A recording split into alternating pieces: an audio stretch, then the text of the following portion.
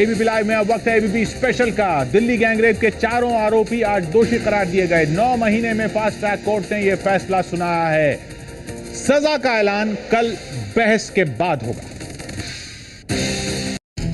9 महीने के इंतजार के बाद फास्ट ट्रैक कोर्ट अपना फैसला सुनाने वाली थी।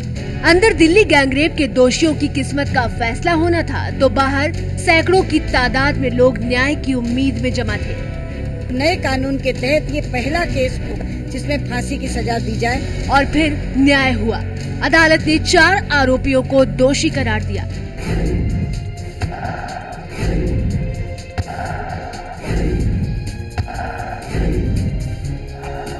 इस मामले में आरोपी राम सिंह जेल में खुदकुशी कर चुका है, जबकि छठे आरोपी को नाबालिग होने की वजह से 3 साल की सजा दी जा चुकी है। न्याय की इस जंग में 2 बयान बेहद अहम साबित हुए।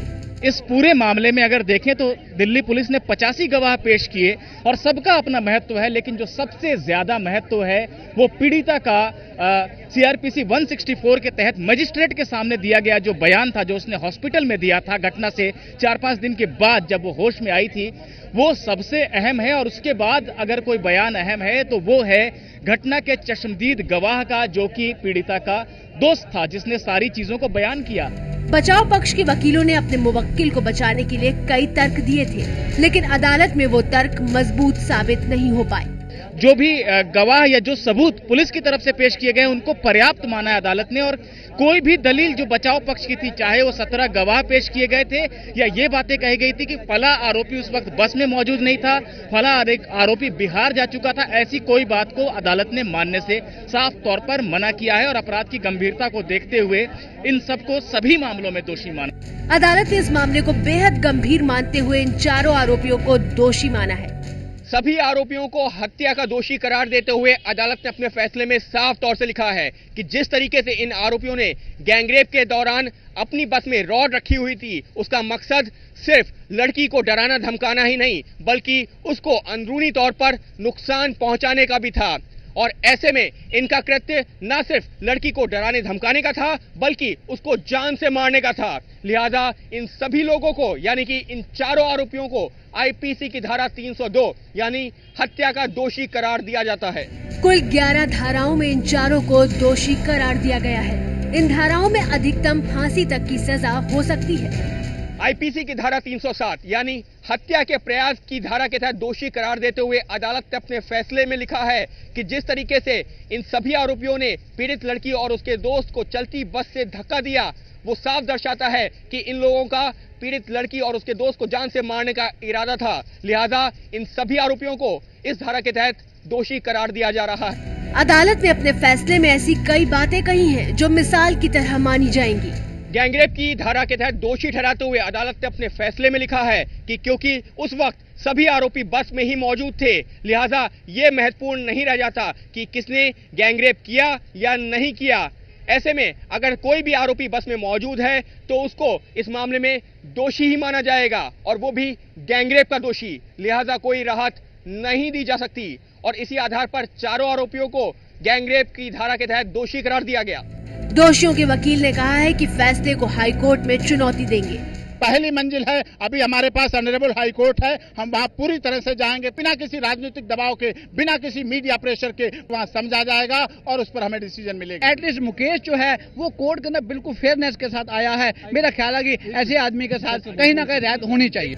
अब सबकी निगाहें फिर से अदालत पर लगी हैं, ये जानने के लिए कि अदालत इन दोषियों को क्या सजा सुनाती है। कुल 6 आरोपी थे, एक की मौत हो गई, एक नाबालिग था। ये 4 बाकी कानून के फंदे में कैसे फंसे, ये देखिए।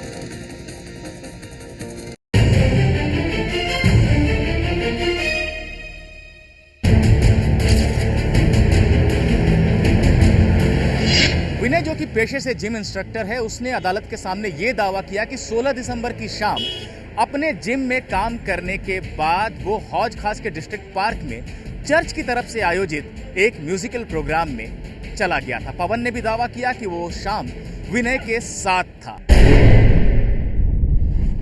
पुलिस ने डीडीए, जिसके अधीन हौज खास का डिस्ट्रिक्ट पार्क है, उसके बागवानी विभाग के कर्मचारी को अदालत में पेश किया।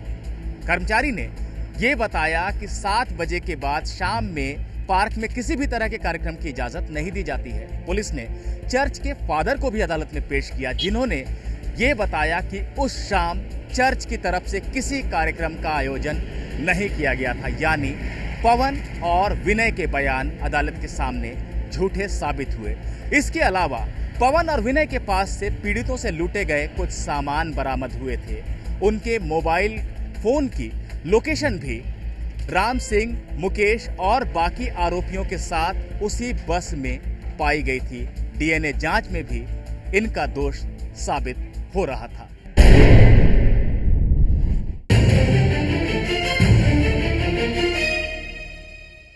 दिल्ली पुलिस की चार्जशीट के मुताबिक अक्षय ठाकुर वो आरोपी है जिसने पीड़ित लड़की और उसके दोस्त के बस में चढ़ने के बाद में उनसे टिकट मांगा और उसके बाद में उनके साथ लड़ाई झगड़ा शुरू किया। यहां तक कि दिल्ली पुलिस की चार्जशीट में इस बात का भी जिक्र किया गया है कि लड़की के शरीर पर जो दांत से काटने के निशान थे वो अक्षय ठाकुर के ही थे। अक्षय ठाकुर का यह कहना था कि वो तो घटना से एक दिन पहले जा चुका था बिहार, वो दिल्ली में भी नहीं था, लेकिन जो दांतों के निशान मिले थे पीड़िता के शरीर पर वो अक्षय ठाकुर के ही दांतों के निशान थे। यानी कि उसका जो ये स्टैंड था वो झूठा साबित हुआ। इसके अलावा बस में फिंगरप्रिंट्स मिले, जो आरोपी थे उनके पास से तमाम ऐसी चीजें बरामद हुई जो कि उस वक्त निर्भया या जो पीड़िता थी या उसके दोस्त के पास या उससे पहले जिस शख्स के साथ लूटपाट की गई थी उनके पास जो सामान थे वो सामान मिले। बस में भी कई चीजें बरामद हुई।